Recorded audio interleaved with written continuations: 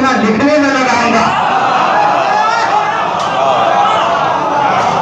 इतना टाइम मैं उनसे मिलने में लगाऊंगा, इतना लिखने में नहीं लगाऊंगा। जब मेरी बातें उन तक पहुंच रही हैं तो मुझे पहुंचने की क्या जरूरत है? मेरा इल्म उन तक पहुंच रहा तो मुझे पहुंचने की क्या जरूरत है? लिहाजा मैं अपनी जगह बैठा हूं और अपनी जगह बैठ के अपनी उम्मत पे निगरानी कर रहा हूं। कमाल की बात यह कि इन्हें बेखबर मत समझना। कूफे में पहरा था, उसके बावजूद भी हबीब करबला आ गए।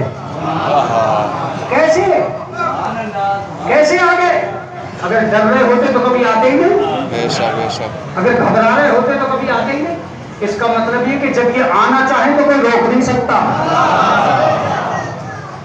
आ गए और आने के बाद में करबला में मुजाहिद बने। अब मैं दो इमामों का तस्करा करता हूँ। एक इमाम ये जिन्होंने खत में लिखा कि ये हबीब इब्ने मज़ाहिर फकीह है।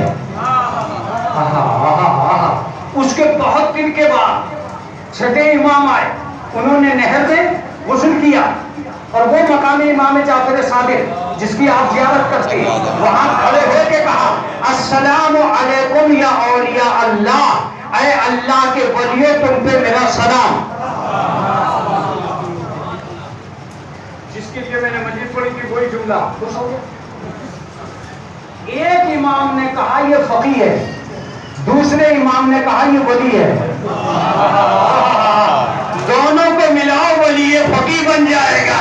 और सलावत करने मोहम्मद वाले मोहम्मद।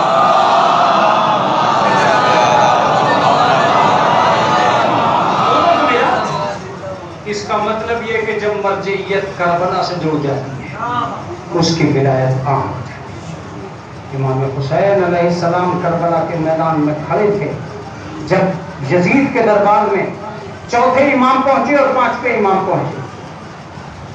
तो यजीद ने शिमर से पूछा ये कौन है? कहा अली इब्न हुसैन। और कहा ये कौन है?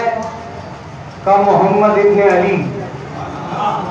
फिर सुन लो मियां, फिर सुन ले और दोस्तों को भी सुना देना चाहते। जिस करबला में 6 महीने के बच्चे शहीद होते हों उसमें 5 साल के बाकिर यजीद के दरबार में क्यों पहुंचे?